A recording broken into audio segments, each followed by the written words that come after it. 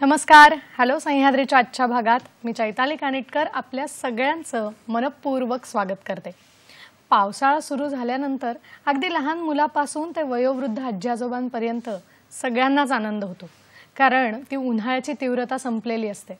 मग छान थंड हवा, तो मुसळधार पडणारा पाऊस, गरमागरम भजी, मग पावसाळी सहली आणि बरंच काही. खरं सांगायचं तर हे सगळं अनुभवत असताना आपल्याला आपल्या तब्येतीची काळजी सुद्धा त्यावेळेला घ्यायलाच लागते. याचं कारण पावसाळा बऱ्याच आजारांना निमंत्रित करत असतो. पण हे सगळं अनुभवताना आपल्याला फक्त आणि फक्त आनंदात राहायचंय आणि तब्येतीला सांभाळायचंय, तर काय करायला हवं हे जाणून घेण्यासाठीच आजचा विषय असणार आहे. पाहूयात आजचा विषय काय ते. आजचा आपला विषय आहे पावसाळ्यात घ्यावयाची काळजी. आणि या महत्त्वाच्या विषयावर मार्गदर्शन करण्यासाठी आज तितकेच महत्त्वाचे दोन डॉक्टर्स आपल्याबरोबर आहेत. आज आपल्याबरोबर आहेत डॉक्टर शिवकुमार उत्तुरे सर. नमस्कार सर. नमस्कार. कार्यक्रमात आपलं स्वागत करते. तसंच आपल्याबरोबर दुसरे डॉक्टर आहेत डॉक्टर अनिल पाचनेकर सर. नमस्कार सर. नमस्कार. आपल्या दोघांचंही कार्यक्रमामध्ये खूप मनापासून स्वागत करते. वैद्यकीय क्षेत्रातला अनेक वर्षांचा अनुभव या दोघांच्याही पाठीशी आहे. पण पुन्हा एकदा त्यांची थोडक्यात मी आपल्याला ओळख करून देते. डॉक्टर शिवकुमार उत्तुरे सरांबद्दल सांगायचं म्हणजे अध्यक्ष महाराष्ट्र वैद्यकीय परिषदेचे ते आहेत. राष्ट्रीय वैद्यकीय समितीचे सदस्य, जे इस्पितळ, सेंट जॉर्ज, शुश्रूषा, फॉर्टिस या अनेक इस्पितळांमध्ये प्राध्यापक म्हणूनही त्यांनी काम पाहिलंय. सर पुन्हा एकदा स्वागत करते. नमस्कार. त्याचबरोबर अनिल सरांचा परिचय म्हणजे माजी राष्ट्रीय उपाध्यक्ष इंडियन मेडिकल असोसिएशन, महाराष्ट्र राज्य माजी अध्यक्ष इंडियन मेडिकल असोसिएशन. विशेष म्हणजे आपले आज जे दोन्हीही अतिथी आहेत, तसंच आपल्याला जे मार्गदर्शन करणार आहेत, त्यांचं फार महत्त्वाचं योगदान आपल्या कोविडच्या काळातलं आहे. धारावी, कोळीवाडा हा जो परिसर आहे तो कोविड मुक्त झाला हे सगळ्यांनीच आपण वाचलं, ऐकलं आणि प्रत्यक्ष पाहिलं.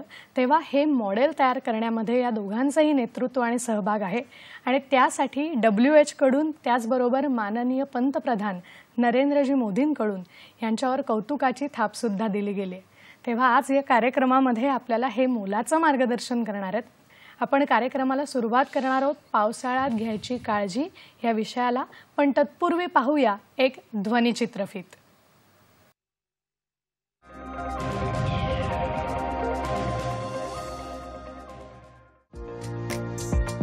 उकाड्यापासून असह्य झाल्यावर अंगावर शिंपडणाऱ्या पावसाचे थेंब प्रत्येकालाच सुखावणारे वाटतात. परंतु हाच सुरुवातीला हवा हवासा वाटणारा पाऊस मात्र काही दिवसांनी नकोसा वाटू लागतो. कारण साथीच्या आजारांची लागण झाली की घराघरात कोणीतरी आजारी असल्याचं दिसून येतं. पावसाळ्यातील आजारांचे मूळ कारण म्हणजे दूषित पाणी, खराब अन्न आणि आजूबाजूला असणारी अस्वच्छता. बरेचदा ताप, थंडी, खोकला, कावीळ, उलटी, जुलाब इत्यादी आजारांनी लहान मुलं, वृद्धांना या साथीच्या किंवा पावसाळी आजारांची लागण झाल्याचं दिसून येतं. सुरुवातीला साधा वाटणारा सर्दी खोकला हा मलेरिया, डेंग्यूही असू शकतो.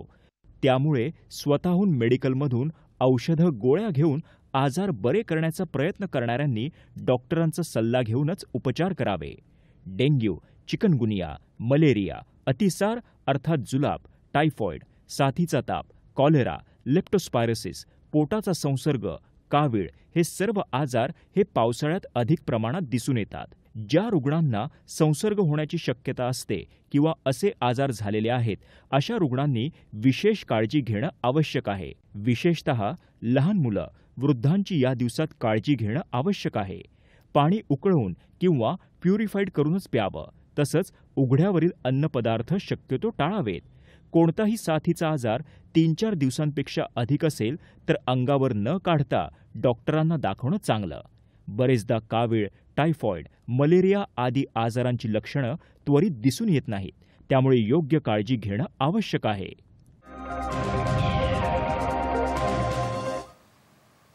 या ध्वनिचित्रफितीनंतर आता आपल्या चर्चेला आपण सुरुवात करणार आहोत आणि मी सुरुवातीलाच अनिल सरांना प्रश्न विचारू इच्छिते की आत्ताच आपण ध्वनिचित्रफितीत बघितलं छान छान गरमागरम पदार्थ, हिरवा निसर्ग आणि पडणारा तो पाऊस. फक्त या सगळ्यामध्ये आपली पंचायत होते ती म्हणजे वेगवेगळ्या आजारांची सुरुवातच नेमकी या काळात होते. तर अनिल सर, मला तुम्हाला विचारायचं आहे की पावसाचं हे वातावरण आणि रोगांना दिलेलं निमंत्रण, तर हा सहसंबंध आहे तो नेमका कसा आहे आम्हाला उलगडून सांगा.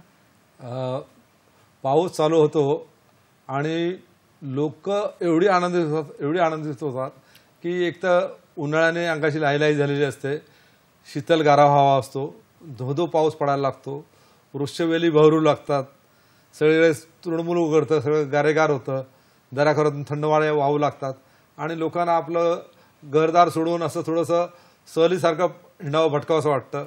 गरम गरम पदार्थ खावेसे वाटतात आणि इथेच सगळ्या कारणाची मुळं आहेत. कारण जसं आपण बाहेर जातो फिरण्यासाठी तेव्हा तिथे जे आपल्याला अन्न प्रकार मिळतात, जे पाणी मिळतं ते स्वच्छ असेल याची खात्री बाळगता येत नाही.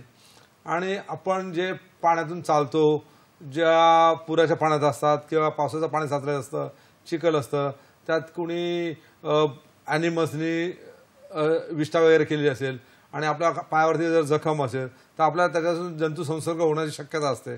तर ह्या गोष्टी आपण स्वतःहून ओढून घेतो, पण ह्या गोष्टी जर व्यवस्थित काळजी घेतली तर आपल्याला त्याचं निस्तरण पण करता येतं. तर पावसात जे होणारे प्रकार आहेत ते शक्यतो दूषित अन्नपदार्थामुळे, पाण्यामुळे, फूड अँड वॉटर त्यामुळे होतात. पावसाळ्याचे जे आजार आहेत, दुसरा प्रकार ते वेक्टर म्हणजे डास, डेंग्यू, लेप्टोस्पायरोसिस, चिकनगुनिया, मलेरिया त्यामुळे होतात. आणि तिसरे प्रकार आपण जे म्हणतो की पावसामध्ये जो प्रकार होतो हा आपण पहिला सांगितलं की गॅस्ट्रो, कॉलरा, टायफॉइड आणि हेपॅटायटिस जॉन्डिस. आणि तिसरा प्रकार आहे तो एक फूडमुळे, एक एअर इन्फेक्शनमुळे. आणि ह्या एअर इन्फेक्शनचा जो प्रकार आहे तो युजली इन्फ्लुएन्झा अँड H1N1 त्या प्रकारात मोडतो. ओके, मला वाटतं हे सगळे आजारांचे विविध प्रकार तुम्ही आम्हाला सांगितलेत, माध्यमं सांगितलीत की हवेमुळे असेल, दूषित पाण्यामुळे असेल. तर मला शिवकुमार सरांना विचारायचं आहे की हवेमुळे होणारा जो संसर्ग आहे त्याचा प्रतिबंध आपण करू शकतो का आणि तो कसा, काय सांगाल सर? नाही, नक्कीच त्याचा प्रतिबंध आपण करू शकतो. आता बेसिकली हवेमुळे जे आपल्याला रोग होतो तो व्हायरल फीवर म्हणतात आणि ह्याच्यामध्ये इन्फ्लुएन्झा जे आपण नॉर्मली फ्लू म्हणून म्हणतो तो सर्वात जास्ती सगळ्यांना होतो आणि तो फार लवकर सगळ्या फॅमिली मेंबर्समध्ये, मित्रांमध्ये तो पसरत असतो. आणि तिसरा आत्ता जे आहे वातावरण त्याच्यामध्ये हा H1N1 जो फीवर आहे तो खूप वाढलेला आहे आणि कधी तो घातक पण होऊ शकतो. ज्यांचे एल्डरली लोक, जे वयस्कर लोक आहेत, लहान मुलं जे आहेत, ज्यांना कोमॉर्बिडिटीज आहेत त्यांच्यामध्ये. आणि जर का हे तुम्हाला प्रिव्हेन्शन करायचं असेल तर तुम्ही अशी काळजी घ्यायला पाहिजे की जर का घरी कुणाला हा आजार असेल तर जितकं होऊ शकेल तितकं त्यांच्यापासून थोडं दूर राहणं. आणि आता आपण सगळेच शिकलो आहोत 2 वर्षामध्ये की मास्क घालणं किती इम्पॉर्टंट आहे या कोविडच्या सीझनमध्ये. तोच मास्क इकडे पण उपयोगी करू शकतो. म्हणजे ज्याला फ्लू आहे, ज्याला खोकला आहे, सर्दी आहे, त्यांनी जर का गर्दीच्या जागी मास्क घातला तर नक्की तो दुसऱ्यांना पसरणार नाही. आणि तिसरं म्हणजे जिकडे बंद खोली असते, म्हणजे आपल्या जसं पार्टीज असतात, एअर कंडिशन ऑन असतो, तर त्या ह्याच्यामध्ये पण जितकं होऊ शकेल जर का तुम्ही आजारी असाल तर नक्कीच तुम्ही अशा जागी जाऊ नका, कारण तुम्ही बाकीच्यांना पण तो पसरवू शकता. तर ही जर का आपण काळजी घेतली. आणि दुसरं म्हणजे हे जे हवेतनं जे फ्लू एस्पेशली जो होतो तो का होतो कारण बॉडी टेम्परेचर बदलतं. गरमीमधनं तुम्ही थंड पाण्यामध्ये जाता, मजा घेता पावसाची, मग तिकडे थंडी जास्ती असते आणि परत जेव्हा येता परत थोडी गरमी, आणि हा जो डिफरन्स टेम्परेचरमध्ये आहे त्याच्यामुळे आपली जी इम्युनिटी होते त्याच्यावरती पण थोडा इफेक्ट होतो. म्हणून लहान मुलं जर का पावसात खेळायला गेलं तर आपण त्यांना थांबू नका, पण ते घरी आल्याबरोबर त्यांना गरम पाण्याचा अंघोळ घाला, म्हणजे त्यांचा टेम्परेचर परत नॉर्मल टेम्परेचरपर्यंत येईल आणि हा डिफरन्स जो टेम्परेचरमध्ये आहे तो राहणार नाही. आणि ह्याच्यामुळे कपडे पण त्यांचे जे दमट कपडे असतात ते त्यांना काढून चांगले फ्रेश कपडे, ड्राय कपडे जे असतात ते घाला. हे जर का आपण केलं तर नक्कीच आपल्याला हा जो पसरतो आहे फ्लू आणि H1N1 तो आपल्याला कंट्रोल करू शकतो आपण.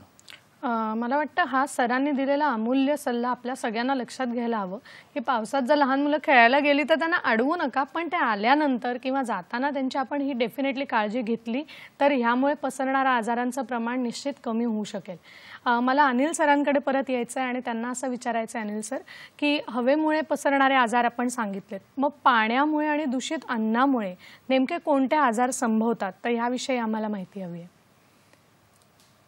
दूषित पाणी आणि दूषित फूड, अन्न, ह्यामुळे जे आजार होतात ते होतात कॉलरा, टायफॉइड, गॅस्ट्रोएंटरायटिस आणि हेपटायटिस, जॉन्डिस, कावीळ. तर हे कॉलरामध्ये कसं असतं की फिको ओरल रूट असतं की ज्याचं इन्फेक्टेड स्टूल असतं ते अन्नपदार्थामध्ये काय थोड्या प्रमाणात मिसळल्यामुळे आणि तेच अन्नपदार्थ आपण सेवन केल्यामुळे किंवा दूषित पाणी तिथून जर वाहत असेल आणि तेच पाणी जर आपण सेवन केल्यामुळे किंवा ज्याला आजार झाला असेल त्याने हात व्यवस्थित न धुता अन्नपदार्थ सेवन केलं तर तेच अन्नपदार्थ दुसऱ्याने सेवन केलं तर त्यांना तो होऊ शकतो, किंवा हँडशेक केल्यामुळे पण हात न धुता तो पण होऊ शकतं. तर आता कॉलरामध्ये काय होतं, तर कॉलरामध्ये कॉलरा व्हिब्रिओ इन्फेक्शन होतं. कॉलरा व्हिब्रिओ इन्फेक्शन झाल्यामुळे जुलाब होण्यास सुरुवात होतात, पोटात भयंकर दुखायला लागतं, क्रॅम्प यायला लागते, वॉटरी जुलाब, भाताच्या पेजेसारखे जुलाब व्हायला लागतात, एकदम शरीराचं पाणी निघून जातं आणि पेशंट सिरियस होण्याचा धोका असतो. मग अशा वेळेला सगळ्यात पहिल्या प्रथम डॉक्टरकडे जाऊन उपचार करणं फार महत्त्वाचं असतं. तुमचं हायड्रेशन मेंटेन करणं हे फार महत्त्वाचं असतं, कारण तुम्ही लो ऑल्युमिक शॉकमध्ये जाण्याचा धोका असतो ह्या गोष्टीमध्ये. टायफॉइड जर बघितलं तर टायफॉइडचा जो इन्फेक्टिव्ह जंतू आहे तो साल्मोनेला टायफी, त्याचाही फिको ओरल रूट आहे की दूषित अन्नपदार्थातून, दूषित पाण्यातून हात साफ न धुणं, त्यामुळे हा आजार होऊ शकतो. इथेही तुम्हाला ताप येतो, हा मुदतीचा ताप असतो टायफॉइडमध्ये, पोटात क्रॅम्प येतात, उलट्या यायला लागतात, अंग दुखायला लागतं, भयंकर विकनेस होतो, नंतर जुलाब पण व्हायला लागतात. ह्या दोन्ही गोष्टीमध्ये आपण ब्लड टेस्ट करून आजाराची कारणं शोधून काढू शकतो. महत्त्वाची गोष्ट म्हणजे सिरियस होण्यापूर्वी जर डॉक्टरांकडे जर गेलात अगोदरच 1-2 दिवसातच तर हा आजार पटकन कंट्रोलमध्ये येतो आणि तुम्ही व्यवस्थित बरे होता. तिसरा होता गॅस्ट्रोएंटरायटिस. हा गॅस्ट्रोएंटरायटिस आजार आपण जे म्हणतो फूड पॉयझनिंग झालं, उलट्या जुलाब झाल्या तर त्याला हा गॅस्ट्रोएंटरायटिस आजार म्हणतात. हाही फिको ओरल रूट मार्फत होतो. दूषित अन्नपदार्थ, दूषित पाणी, हात साफ न धुणं, व्यवस्थित स्वतःची काळजी न घेणं, त्यामुळे होतो. इथे ही पोटात दुखायला लागतं, ताप यायला लागतो, उलट्या चालू होतात, जुलाब चालू होतात, पोटात कळ येते, जोरदार वॉटरी जुलाब असतात, कधी डिसेंट्री होते, रक्तही पडू शकतं, भयंकर ताप येतो, कमजोरी वाटते, थकवा येतो, सुस्ती येते. इथेही तुम्हाला जर पटकन डॉक्टरकडे गेलात, पहिल्या एकाच दिवसात जर औषध गोळ्यांनी कंट्रोल नाही आला तर दुसऱ्या दिवशी जर IV ड्रिप लावून हे औषध हा आजार व्यवस्थित कंट्रोलमध्ये करता येतो. तिसरा आजार आहे व्हायरल हेपॅटायटिस. हा हेपॅटायटिस A आणि हेपॅटायटिस E हे 2 आजार आपल्याला खाण्याच्या मार्फत होतात. दूषित खाणं, दूषित पाणी पिणं, त्यांच्या संपर्कात येणं, ज्यांना आजार झालेला त्यांच्या संपर्कात येणं आणि आपण स्वतःची काळजी न घेता अन्नपदार्थ सेवन करणं, त्यामुळे हा आजार होतो. तर ह्या आजारात B आणि C हा जो हेपॅटायटिस आहे तो रक्तसंक्रमणामार्फत होतो आणि व्हिटॅमिन A, हेपॅटायटिस A आणि हेपॅटायटिस E हा आजार आपल्याला दूषित खाण्यापदार्थामुळे होतो. इथेही तुम्हाला पोटात दुखायला लागतं, उलटी यायला लागते, भूक लागत नाही, ही साधी कावीळची लक्षणं आहेत. तुमची स्किन येलो पडते, स्क्लेरा येलो पडतो, लघवी येलो होते, एकदम मॅलायस, थकून जातो, काही करण्याची इच्छा राहत नाही, पडून राहावंसं वाटतं. अशा वेळेला प्रथम डॉक्टरांकडे जा, व्यवस्थित समजून घ्या आजार काय आहे आणि त्याची काळजी कशी घ्यायची ती समजून घ्या. तुम्ही 100% बरे व्हाल, घाबरून जाऊ नका. तर हे होते दूषित पाण्यामुळे होणारे आजार आणि अन्नामुळे होणारे दूषित अन्नामुळे दूषित अन्न आणि दूषित पाण्यामुळे होणारे आजार आत्ताच आपल्याला सरांनी सांगितले. आणि सरांनी हेही सांगितलं की घाबरून जायची गरज नाही. जर आपण योग्य काळजी घेतली, प्रतिबंध केला, तर याच्यावरती निश्चित लवकरात लवकर तोडगा निघू शकेल. मला शिवकुमार सरांना विचारायचं आहे की पाणी दूषित असेल किंवा अन्न जर आपण अशा पद्धतीचं खाल्लं तर आपल्याला हे आजार संभवतात. मग त्याच्यासाठी प्रतिबंध नेमका काय करायचा, काळजी कशी घ्यायची की यापासून दूर राहू आपण? जसं तुम्ही पहिलाच दाखवलं होतं की पावसाळ्याच्या वातावरणात आपल्याला बाहेर फिरायला आवडतं. बाहेर गेल्यावरती मग ती गरम भजी, गरम बटाटे वडे आणि मग तिकडचं पेय सगळं आपल्याला घ्यावं असं वाटतं. म्हणजे सगळ्यांनाच असं वाटतं, आनंद मिळतो त्याच्यामध्ये. पण ह्याच्यामध्येच हा मोठा प्रॉब्लेम येतो. तर बेसिक आपण कुठे खातो, काय खातो, कसं खातो हे सर्वात इम्पॉर्टंट असतं. जितकं होऊ शकेल तितकं ह्या पावसाळ्याच्या दिवसात घरचं अन्न खाणं हे सर्वात चांगलं, कारण आपलं घरचं अन्न बरोबर सेफ्टीच्या पॉईंट ऑफ व्ह्यूने बनवलं जातं. दुसरं म्हणजे सर्वात इम्पॉर्टंट म्हणजे पाणी. तुम्ही बाहेर गेल्यावरती कुठे पाणी पिता, कसं पाणी पिता, ते ट्रीटेड पाणी आहे की नाही ते पण इम्पॉर्टंट असतं. आणि लहान मुलांना एस्पेशली जसे आपण जे शाळेमध्ये जातात तेव्हा ते वॉटर बॉटल घेऊन जातात आणि त्यांना सवय असते की एकाने तोंड लावून पाणी पिलं, मग ते दुसऱ्याकडे जातात, तो पण तोंड लावून पितो. तर आपण आपल्या लहान मुलांना पण सांगायला पाहिजे की प्यायचं असेल पाणी तर सेपरेट वाटीमध्ये घ्या, नाही तर वरून पिया. म्हणजे आपण जर का आपल्या मित्रांबरोबर ते पाणी पित असो तर.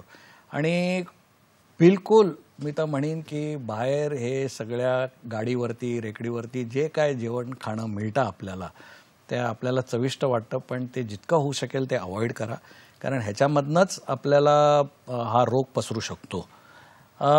एक आहे हा झाला की प्रिव्हेन्शनचा पार्ट. आणि डॉक्टर अनिलने ऑलरेडी तुम्हाला सांगितलं की काय काय आजार ह्याच्यामध्ये होऊ शकतात. पण जर का हा आजार जरी झाला तर जितक्या लवकर होऊ शकेल तितकं तुम्ही आपल्या डॉक्टरांना जाऊन भेटणं आणि त्याप्रमाणे लवकरात लवकर ट्रीटमेंट घेणं.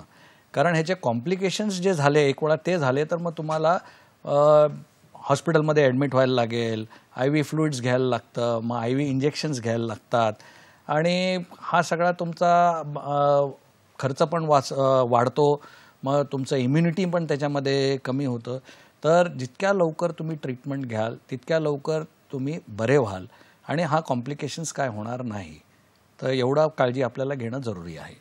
निश्चितच मला वाटतं कोरोना हा आजार सगळ्यांना निश्चितच वेगळ्या वळणावर घेऊन गेला आणि फार अवघड परिस्थितीत आपण होतो. पण त्यांनी ज्या काही गोष्टी आपल्याला शिकवल्या आणि ज्या काही सवयी लावल्या त्या आपण तशाच जर पुढे सुरू ठेवल्या तर कदाचित इतर रोगांपासून पण आपल्याला थोडासा आळा बसेल आणि त्याच्यापासूनही दूर राहता येईल.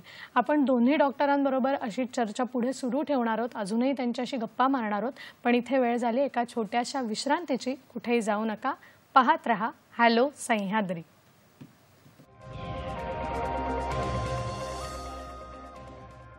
ब्रेक नंतर पुन्हा एकदा सगळ्यांचं मनपूर्वक स्वागत करते. आजचा आपला विषय आहे पावसाळ्यात घ्यावयाची काळजी आणि या विषयावर मार्गदर्शन करण्यासाठी आज आपल्याबरोबर आहेत डॉक्टर शिवकुमार उत्तुरे सर तसंच डॉक्टर अनिल पाचनेकर सर.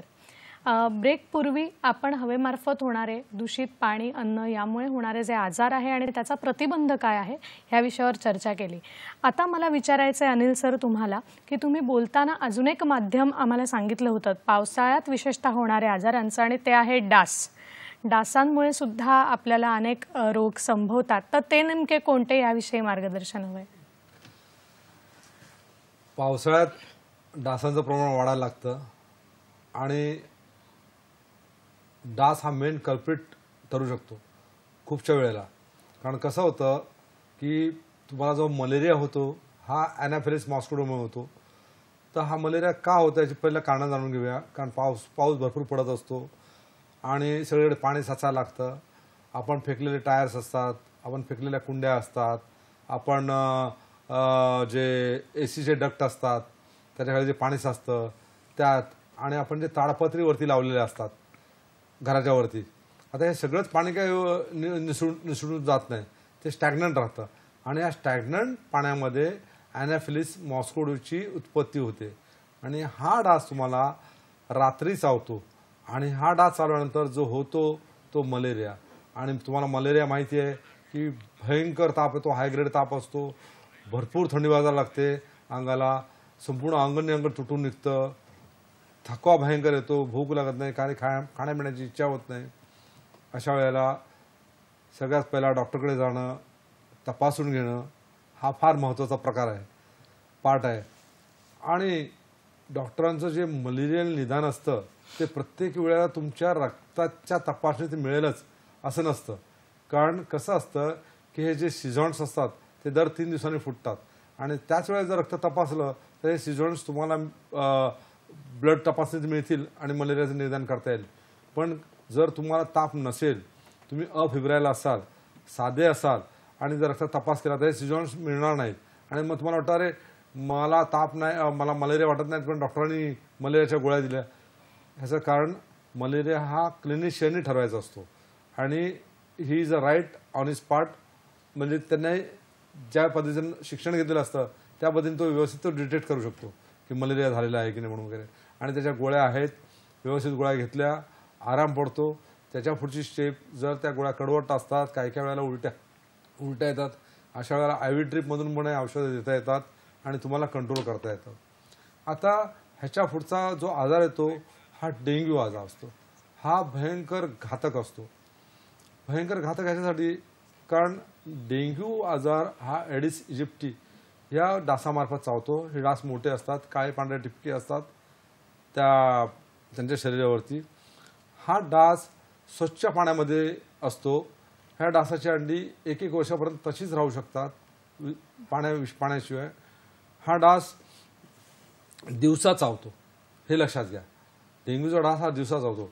डेंग्यूची लक्षणे तीच असतात की थंडी बुडून येणं, ताप येणं, अंग दुखणं, उलट्या आल्यासारखं वाटणं वगैरे, अंगावरती रॅश यायला लागते, पुरळ लागते. अशा वेळेला ब्लड तपासणं फार महत्त्वाचं असतं. त्यात जर प्लेटलेट काउंट कमी होत असतील तर अशा वेळेला सगळ्यात पहिला डॉक्टरकडे जाऊन उपचार घेणं गरजेचं असतं. कारण डेंग्यूसाठी उपचार हा प्रकार असा नाही आहे, पण त्याचं तुमचं शरीराचं हायड्रेशन पाळणं फार महत्त्वाचं आहे. आणि जर तुम्हाला इतर काही इन्फेक्टिव्ह फोकस असेल त्या पद्धतीने अँटीबायोटिक देणं हे फार महत्त्वाचं आहे. अशा पद्धतीने डेंग्यू कंट्रोलमध्ये येऊ शकतो. डेंग्यूच्या प्रमाणात जर हायगाय केली आणि प्लेटलेट सफेद रक्तपेशी जर कमी झाल्या तर तुम्हाला रक्त चढवण्या इतपत पण पाळी येऊ शकते. त्यामुळे थंडी ताप असेल तर हायगाय करू नका, डॉक्टरांचा सल्ला घ्या, व्यवस्थित तपासणी करून घ्या, आराम 100% तुम्हाला पडेल. ह्याच पद्धतीचा आहे हा चिकनगुनियाही 1-2 दिवसात कंट्रोलमध्ये येतो.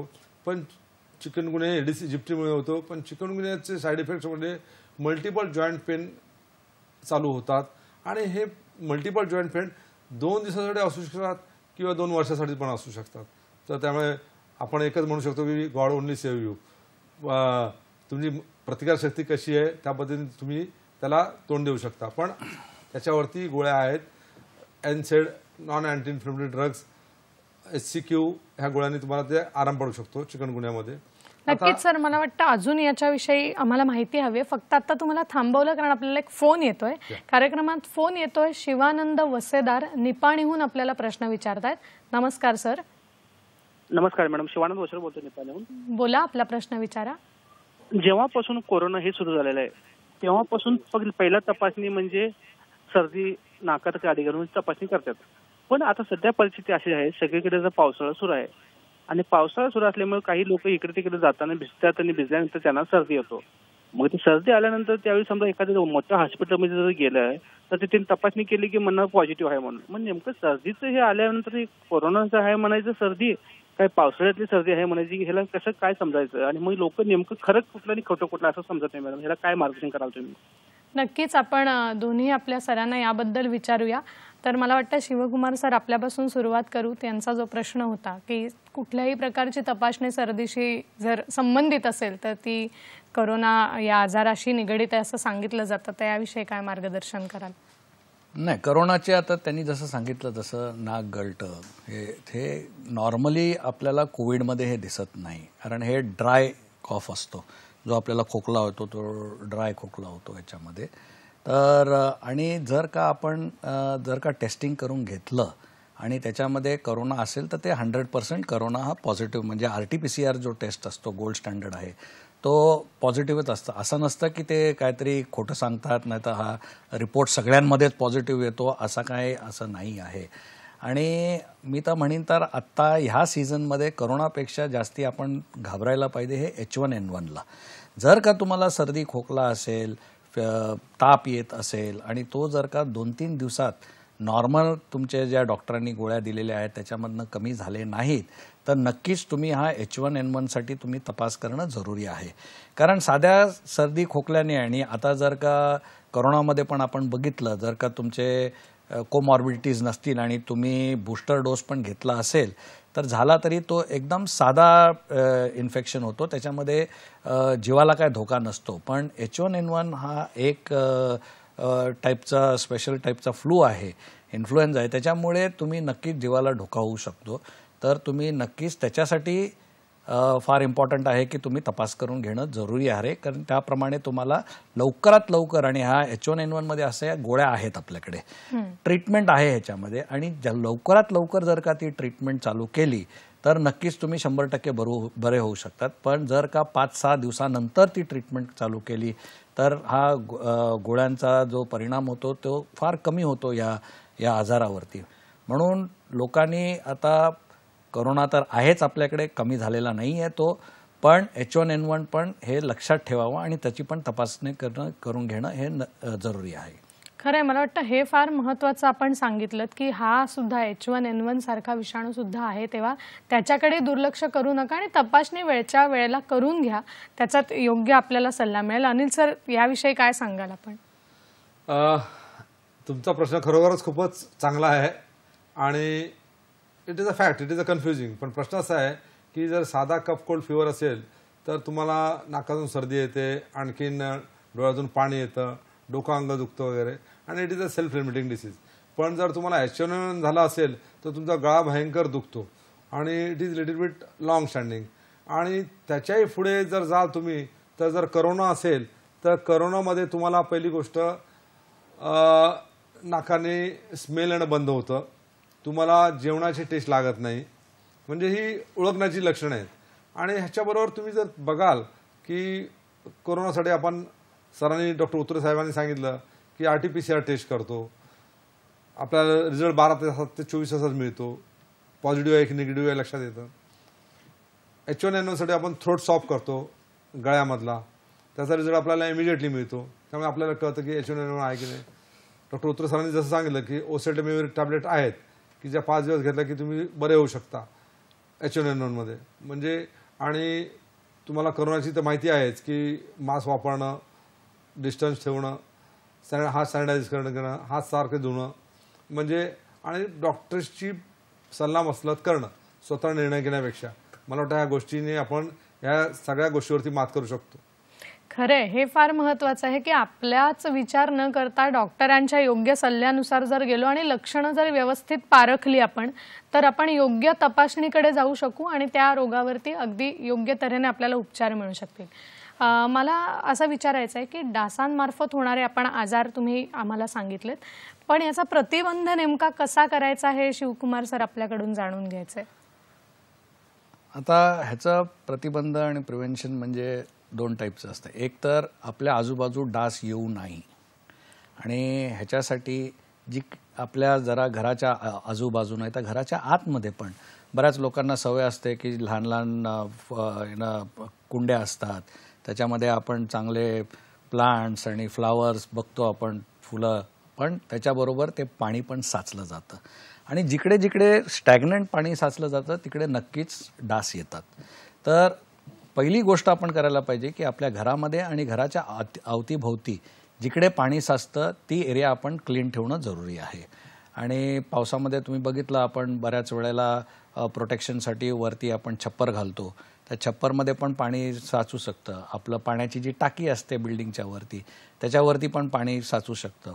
तर हे नक्कीच तुम्ही ते काळजी घेणं जरुरी आहे की ती पाणी जर का पाणी साचलं नाही तर डास बिलकुल तिकडे येणार नाहीत.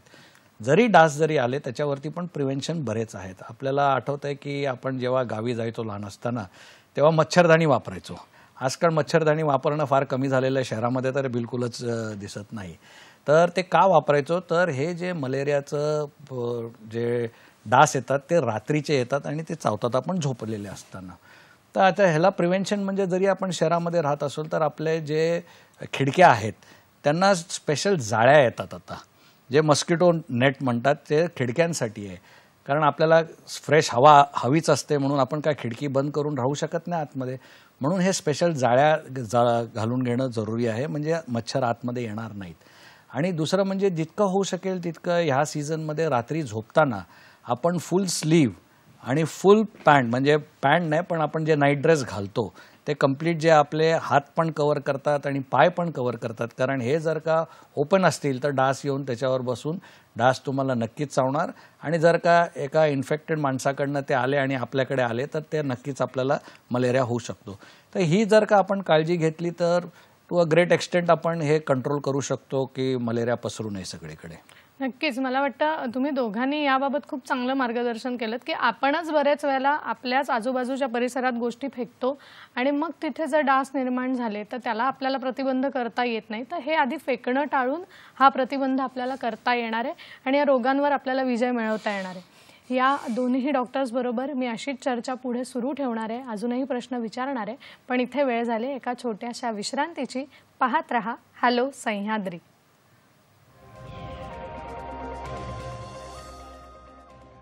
ब्रेक नंतर पुन्हा एकदा सगळ्यांचं स्वागत करते. आजचा आपला विषय आहे पावसाळ्यात घ्यायची काळजी आणि या विषयावर मार्गदर्शन करण्यासाठी आज आपल्या बरोबर आहेत डॉक्टर शिवकुमार उत्तुरे सर आणि डॉक्टर अनिल पाचनेकर सर. ब्रेकपूर्वी आपण हवेमुळे होणारे, पाण्यामुळे, दूषित अन्नामुळे होणारे सगळे आजार बघितले. यात अगदी सामान्य माणसाला अजून एक प्रश्न पडतो आणि एक आजार संभवतो, तो आहे लेप्टोस्पायरोसिस. तर अनिल सर, मला आपल्याकडे यायचं आणि विचारायचं आहे की हा आजार नेमका कसा आहे आणि कशामुळे होतो. जसं लोकांना मलेरिया, डेंग्यू, चिकनगुन्याबद्दल माहिती असते, पण लेप्टोस्पायरोसिसबद्दल फार थोड्या लोकांना माहिती असते. हा प्रकार स्पायरोकिट या विषाणूमुळे होत असतो, बॅक्टेरियामुळे होत असतो. आणि दुसरी गोष्ट म्हणजे हा आजार तुम्हाला लेप्टोस्पायरोसिस जे पाण्यात जर तुम्ही चाललात, पाऊस असतो, सगळे पाणी तुंबलेलं असतं, पुराचं पाणी असतं, आपल्याकडे चिखल झालेला असतो किंवा आपल्याकडे फ्लड आलेलं असतं, पाणी तुंबलेलं असतं, आपण अनावधानपणे पाण्यातून चालतो. अशा पाण्यामध्ये जर उंदीर, मांजर, कुत्रा, हॉर्स, डॉग, आपलं गाई म्हशी यांची जर इन्फेक्टेड विष्ठा जर पसरलेली असेल आणि आपण जर त्या पाण्यातून चालत असू आणि आपल्या शरीरावरती जर जखम असेल तर हे विषाणू जंतू आपल्या शरीरात पसरतात आणि आपल्याला कळत नाही की आपल्याला काय झालं ते म्हणून वगैरे. आपल्याला थंडी म्हणून ताप यायला लागतो, भयंकर अंग दुखायला लागतं, भयंकर कमजोरी वाटते, थकवा येतो, उलटी आल्यासारखं वाटतात, अंगावरती रॅश येते, डोळ्यातले रक्तस्राव व्हायला लागतो, डोळ्यामध्ये अनबेरेबल हेडेक असतं, मलेरिया निगेटिव्ह होतो, डेंग्यू निगेटिव्ह होतो. मग अशा वेळेला काय झालं ते कळत नाही आणि अशा वेळेला लेप्टोस्पायरोसिसचा तपास केला तर स्पायरोकिटचे जंतू त्याच्यामध्ये आढळतात आणि लोकांना लक्षात येतं की इथं लेप्टोस्पायरोसिस झालेलं आहे. लेप्टोस्पायरोसिस हा फार मोठा जीवघेणा आजार आहे. तर ह्याची तुम्ही भयंकर व्यवस्थितपणे डॉक्टरांकडे जाऊन तपासणी करून घ्या. पण ह्याच्यावरती औषध गोळ्या पण आहेत. पेनिसिलिन हे फार उत्तम औषध आहे लेप्टोस्पायरोसिसवरती की ते लेप्टोस्पायरोसिसला फार उत्तमरित्या कंट्रोल करतं. तर पावसाळ्यात पाऊस पडत असणारच, पावसात मजा आपण घेतो, सगळीकडे हिंडतो फिरतो, आपण दराखोरात पण जातो, आपल्या पायांना कट येतात, आपण तिकडे आनंदाच्या नादामध्ये दुर्लक्ष करतो आणि कोणत्याही पाण्यातून पाणी उडत चालत असतो आणि त्यावेळेला तो आनंद आपला जीवघेणा ठरू नये एवढीच काळजी घ्यायची असते आपल्याला. खरंय, मला वाटतं हे फार मोलाचं मार्गदर्शन मिळालं, कारण पावसाळ्यात ट्रेक करण्याचं प्रमाण अलीकडे खूप वाढलंय आणि अशा वेळेला जर तुम्ही पडलात, काही जखम झाल्या आणि त्याच्यामधून हा जर रोग संभवला तर वेळीच लक्षणं लक्षात आल्यानंतर लगेच आपण डॉक्टरांकडे जायला हवं. पण तरी याचा काही प्रतिबंध आहे का, हे मला शिवकुमार सरांना विचारायचं आहे. सर, हा लेप्टोस्पायरोसिस जो रोग आहे ना, तो जिकडे पाणी तुंबलेलं असतं आणि त्यात पाण्यामधनं आपण चालतो तेव्हा होण्याची शक्यता जास्ती असते. कारण आपल्या पायावरती काय ना काहीतरी छोटी जखम नाही तर कुठेतरी स्किन डिसऑर्डर असते, काय असते आणि ओपन स्किन असते, त्याच्यामधनं हा लेप्टोस्पायरोसिस येतो आपल्याकडे. आणि जसं अनिलनी आता ऑलरेडी सांगितलं आहे की जसं शहरामध्ये आपण बघतो की जेव्हा पाणी तुंबतं तेव्हा हे जे उंदीर असतात ते मरतात आणि जेव्हा ते उंदीर मरतात तर ऑटोमॅटिकली त्यांची जी शी येते बाहेर, त्याच्यातून हा लेप्टोस्पायरोसिस त्या पाण्यामध्ये येतो आणि त्या पाण्याच्या वाटेने आपल्या जखमेमधनं आपल्या शरीरामध्ये येतो. तर आपण जेव्हा लहान असताना बघत होता की लहान मुलं सगळे गंबूट घालून शाळेमध्ये जायचे. ते का करायचे? म्हणजे आपल्याला वाटतं हे जे जुनी प्रथा आहे ती उगाचच करायचो, पण आजकाल ते गंबूट्स दिसतच नाही. तर ते बेसिकली ह्याच्यामुळेच होतं की जर का ते मुलं पाण्यामधनं गेले तर पाण्याचा डायरेक्ट कॉन्टॅक्ट त्यांच्या पायाला होऊ नये. कारण आपण कधी कधी खेळतो तेव्हा कुठे कुठे छोटा ना छोटा काहीतरी इंजरी होतच असते त्या पायामध्ये. तर जितकं होऊ शकेल तितकं जिकडे पाणी तुंबलेलं असतं त्या पाण्यामध्ये बिलकुल जाऊ नका.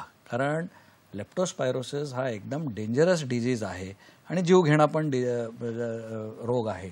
तर पाण्यामध्ये तर का तुम्ही गेला नाहीत तर नक्की हा तुम्हाला रोग डायरेक्ट होणार नाही. कधी कधी दूषित आपण जर का ॲनिमल जे हे मारलेले असतात त्यांना जरी खाल्लं तरी हा ओरल रूटनी पण होण्याची शक्यता असते. त्याच्यामध्ये असं नाही की होत नाही ते, पण जास्ती करून हा आपल्या पाण्यामध्ये जिकडे पाणी तुंबलेलं असतं त्याच्यामध्ये आपण फिरल्यामुळे हा होण्याची शक्यता खूप जास्ती असते. तर ते अवॉइड करणं हे सर्वात प्रिव्हेन्शनमध्ये हे सर्वात महत्त्वाचं आहे. खरं आहे, हा जर प्रतिबंध केला तर थोडासा धोका टळू शकतो, आपण आपली काळजी घेऊ शकतो. अनिल सर, मला आता तुमच्याकडे यायचं आहे की ही सगळी आपण काळजी घेत असताना व्यायामाचं या सगळ्यामध्ये काय महत्त्व आहे, काय सांगाल? कुठलाही आजार जर टाळायचा असेल तर आपण आता जे म्हणतो की लाईफस्टाईल मॅनेजमेंट, म्हणजे जर तुम्ही लाईफस्टाईल मॅनेजमेंट केलीत, न्याय दिलात तुमच्या शरीराला, तर आजार तुमच्यापासून लांब राहतात. उदाहरणार्थ डायबिटीस हा आजार 80 लोकांचा आजार समजला जातो की जे जास्त हालचाल करत नाहीत त्यांना डायबिटीसचा जास्त लवकर होतो. ब्लड प्रेशरचा आजार हे जास्त विचार करतात, टेन्शन घेतात, त्यांना होतो. हार्टचा आजार हा दोघांचं मिश्रण होऊन जातं, डायबिटीस ब्लड प्रेशरचं. तर मग आता ह्याच्यावरती मात कशी करायची? तर ह्याच्यावरती मात करण्यासाठी साधं सिंपल असतं की आयुष्य आनंदाने जगण्यासाठी तुम्हाला जर व्यवस्थित काम करता आलं, 7 ते 8 तास व्यवस्थित काम करा, भरपूर पाणी प्या, स्वच्छ सकस अन्न खा, रात्री व्यवस्थित 7 ते 8 तास झोप झालीच पाहिजे कोणत्याही परिस्थितीत. पण ह्याच्या पुढची स्टेप जर मी सांगितली तर ते म्हणजे व्यायाम. हा व्यायाम नॉट नेसेसरी की जिममध्ये जाऊन लाख लाख रुपयाच्या फीज भरणं तरच व्यायाम होतो, नाही. व्यायाम हा साधा सुधा स्वच्छ सूर्यप्रकाशात रस्त्यावरती चालण्यानेही व्यायाम होतो. दिवसातून 40 मिनिटं ते 1 तास तरी चाला. साधी सायकल चालवण्याने नॉन वेट बेरिंग एक्सरसाइज फार सुंदर होतो. साधं धावण्याने संपूर्ण शरीराची हालचाल चांगली होते, उत्तम होते. दोरीवरच्या उड्या खूप सुंदर, संपूर्ण चरबी वितळून जाऊ शकते. पोहणं, ॲरोबिक एक्सरसाइज, स्ट्रेंथिंग एक्सरसाइज. आणि लोकांना कारण असतात, अहो साहेब पाऊस पडतोय, मी बाहेर जाऊ शकत नाही, व्यायाम करू शकत नाही, अहो गारवा आहे, मी स्विमिंगला जाऊ शकत नाही, अहो बुटं भिजतील, कपडे भिजतील, मी धावायला जाऊ शकत नाही. साधा सरळ सूर्यनमस्कार, आपलं 2 बाय 6 फूटची जागा बस झाली. तुम्ही घरात सूर्यनमस्कार मारू शकता, छानपैकी संपूर्ण शरीराचा व्यायाम होतो, बॉडी स्ट्रेंथनिंग होते, संपूर्ण शरीर लवचिक होतं, त्यामुळे भूक चांगली लागते, झोप चांगली लागते, कोटा फार सुंदर साफ होतो, तुमची चेहरा टवटवीत राहतो, स्किन टवटवीत राहते, आनंदी राहता, आणि मला वाटतं ह्यामुळे तुम्हाला काम करण्याला पण उत्साह येतो आणि आजारी तुमच्यापासून फार दूर राहतात. खरंय, मला वाटतं व्यायामाचाही तितकाच महत्त्वाचा सहभाग आहे. सर म्हणाले तसं की त्याच्यासाठी जिमच लावायला हवी असं काही नाहीये. दोरीवरच्या उड्या असतील, सूर्यनमस्कार असतील, हे आपण नक्कीच वेळ देऊन आपल्या स्वतःसाठी करू शकतो. याच बरोबरीने आणखीन एक गोष्ट असते की जी आपली तब्येत चांगली ठेवण्यात आपल्याला मदत करते आणि ती म्हणजे आहार. तर शिवकुमार सर, आपल्याला मला असं विचारायचं आहे की पावसाळ्यात किंवा इतर वेळी सुद्धा आहाराचं या सगळ्यात कसं महत्त्व आहे? आता एक आपण समजून घेणं फार महत्त्वाचं आहे की आपल्यामध्ये जे प्रतिकार शक्ती असते, ज्याला आपण आता कॉमनली इम्युनिटी, कारण कोविडमुळे सगळ्यांना हा शब्द इंग्रजी असला तरी सगळ्यांना हा शब्द माहिती आहे. आपली जर का इम्युनिटी चांगली असेल तर नक्कीच आपण कुठल्याही आजारापासून आपण वी आर प्रोटेक्टेड असं होतं. तर बघा, एका घरामध्ये जर का काही लोकांना सर्दी खोकला झाला तर सगळ्यांनाच होतो असं नाही आहे. एक्सपोजर सगळ्यांना झालेलं असतं. आपण कोविडमध्ये पण बघितलं, घरामध्ये एकाला दोघांना होतो कोविड, पण त्यांच्याबरोबर जे राहत होते त्या दोघांना तिघांना होत नाही. TB काही काही लोकांना होतो, बाकीच्या लोकांना होत नाही. आता का होत नाही? म्हणजे त्यांची इम्युनिटी चांगली असते म्हणून. आणि ही इम्युनिटी जर का तुम्हाला चांगली ठेवायची असेल, आहार आणि पाणी आणि ऑफकोर्स आता एक्सरसाइजबद्दल पण जे व्यायामबद्दल पण जे बोललं गेलं, हे सर्वात इम्पॉर्टंट आहे. आहार म्हणजे काय, आता काय झालेलं आहे की एस्पेशली हे यंग मुलं जे आहेत आणि आपली छोटी शाळेला जाणारी मुलं, त्यांना हा फास्ट फूडचा फॅड लागलेला आहे. आता फास्ट फूड म्हटलं तर त्याच्यामध्ये कार्बोहायड्रेट्स, फॅट्स जास्ती असतात, प्रोटीन्स फार कमी असतात. तर आपल्याला जर का आपली इम्युनिटी चांगली ठेवायची असेल तर सर्वात चांगलं म्हणजे एकदम ताजं प्रिपेअर केलेलं घरातलं जेवण, जे आपली पोळी, भाकरी, भाजी, ग्रीन व्हेजिटेबल, सलाड, हे सर्वात इम्पॉर्टंट आहे. ते जर का आपण रेग्युलरली आपल्या डाएटमध्ये घेत असू तर आपली ऑटोमॅटिकली इम्युनिटी वाढते. आणि ह्याच्यामध्ये सर्वात इम्पॉर्टंट म्हणजे हे जे सलाड्स जे आहेत त्याच्यामध्ये बरंच काय आपल्याला इम्युनिटी वाढवू शकतो, पण हे फ्रेश कट केलेले सलाड्स असायला पाहिजे. जर का हे सलाड तुम्ही सकाळी बनवून ठेवले, आणि आपल्याला कशी सवय असते सकाळी बनवायचं आणि मग थोड्या वेळ ते फ्रीजमध्ये ठेवायचं, मग रात्री येऊन ते फ्रीजमधनं काढून खाणं, तर हे जे का कट केलेले फ्रूट्स असतात त्याच्यामध्ये पण इन्फेक्शन होण्याची चान्सेस जास्ती असतात. तर कुठलंही फ्रेश जेवण जे आपण रोजच्या रोज, जसं आपल्या घरी पहिल्यापासून आपण सकाळी पण बनवतो जेवण, संध्याकाळी पण बनवतो, पण वेस्टर्न कंट्रीजमध्ये तुम्ही बघता की ते आठवड्याभराचं एक वेळा बनवतात आणि फ्रीजमध्ये टाकतात आणि मग ते गरम करून खातात. तर जितकं होऊ शकेल तितकं जर का आपण ते अवॉइड करू शकू आणि आहारावरती आपण जर का इम्पॉर्टन्स देऊ, आपल्या इम्युनिटी वाढेल. इम्युनिटी वाढली तर डेफिनेटली नुसता हा जो पावसाळ्यामध्ये जो रोग होतो तो नाही, पण कुठलाही रोग आपण अवॉइड करू शकतो. निश्चितच मला वाटतं हा एक आणखीन महत्त्वाचा सल्ला आहे की आपण परदेशातलं बरंच अनुकरण करतो आणि त्याच्या ह्याच्यात जर आपण आहाराकडे दुर्लक्ष करायला लागलो तर चालणार नाही. घरचं ताजं, पौष्टिक आणि ताजं अन्न खाणंच आवश्यक आहे. अनिल सर, आपल्याकडे वेळ कमी आहे, पण तरी मला एक प्रश्न मनात आहे की कोविडचा काळ आपण सगळ्यांनी अनुभवला आणि आपण दोघांनीही कोविडचा परिसर कोविडमुक्त करण्यामध्ये, धारावी असेल, कोळीवाडा असेल, यात फार महत्त्वाचा सहभाग दिलात. तर सगळ्याच परिस्थितीला अनुसरून जर आपल्याला संदेश द्यायचा असेल, पावसाळ्यासाठी तर काळजी घेतोच, पण इतर वारी आपल्याला जर काळजी घ्यायची असेल तर त्यासाठी काय प्रेक्षकांना संदेश द्याल? पावसाळ्याची पण काळजी, कोरोनाची पण काळजी जर तुम्ही बघितलं तर ओव्हरऑल जर आपण जर स्वतः साफसूफ राहिलो की जेवणापूर्वी हात स्वच्छ धुणं, व्यवस्थित ताजं शिजवलेलं अन्न जेवणं, भरपूर पाणी पिणं, स्वच्छ गरम उकळलेलं पाणी पिणं, आहारामध्ये फळभाज्या असणं फार महत्त्वाचं आहे, पण फळं नेहमी धुवून खावीत. आता पावसाळ्यामध्ये तुम्हाला सुंदर सुंदर फळं मिळतात की आवळा, संत्री, मोसंबी, जी तुमची प्रतिकारशक्ती वाढवतं, ते खा. तर तुम्हाला काय विचारायचं होतं मॅडम? त्याचबरोबर संदेश काय द्याल की पावसाळ्याबरोबर इतर वेळी आपण कशी काळजी घ्यायला हवी? आता हे तर झालं आहाराबद्दल, शुद्ध पाण्याबद्दल, आपल्या साफसफाईबद्दल. आपल्याला जराही आजार असेल तर पहिली गोष्ट मास्क वापरायला शिका. दुसरी गोष्ट गर्दी ठिकाणापासून लांब राहा. त्यामुळे तुम्ही स्वतः पण वाचाल, दुसऱ्याला पण आजार मुक्त होण्यापासून वाचाल. शक्यतो नमस्कार करण्याची प्रथा परत आणा. कारण काय होतं की तो जर इन्फेक्टेड असेल, शिंकत असेल, नोझोकोमियल इन्फेक्शन असतं, शिंकण्याद्वारे आणि थुकीद्वारे ते पसरत असतात. आणि त्याच सरफेसला आपण जर हात जरी लावला आणि शेक हँड केला आणि परत तेच हात आपण नाकात डोळ्यात जर लावले तर आपल्याला आजार होण्याची शक्यता असते. हे पाळा, हे गोष्टी पाळा.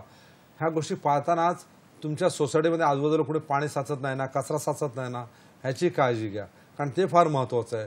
ह्याच्याबरोबरच तुम्ही BMCचे ऋण माना की BMCच्या अगोदर मी तुम्हाला हेल्थकेअर वर्करकडे येतो, कारण हेल्थकेअर वर्कर हा तुमचा फार मोठा मित्र असतो, डॉक्टर वगैरे. आणि डॉक्टरनी हे प्रत्येक आजार, मग ते डेंग्यू असून दे, लेप्टो असून दे, मलेरिया असून दे, किंवा गॅस्ट्रो असून दे, कॉलरा टायफॉइड असून दे, किंवा H1N1 असून दे, हे नोटिफाय केले पाहिजे BMCकडे.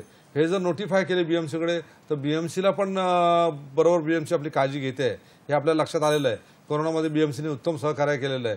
त्यामुळे आणि BMC करते आहे की मलेरियाचं फ्युमिगेशन करते आहे, DDT फवारे टाकते आहे, स्पर्मिसाइड टाकते आहे, त्यांची inspection team all over Mumbai फिरते आहे, म्हणजे तेही काळजी घेतात. म्हणजे आपण जर एकमेका सहाय्य करू अवघे धरू सुपंत असं जर वागलं तर मला वाटतं प्रत्येकजण रोगमुक्त होईल.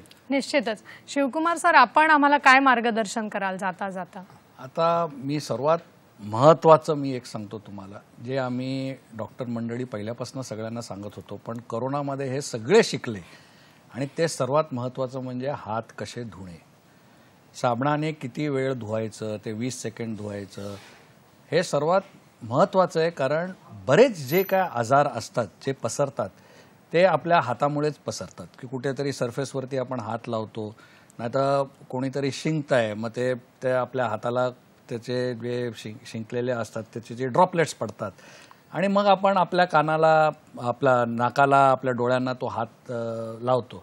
तर आपण जर का, आणि हे आम्ही आता इंडियन मेडिकल असोसिएशनच्या वतीने पण दरेक शाळांमध्ये पण आम्ही ह्या मुलांना शिकवत गेलेलो आहे.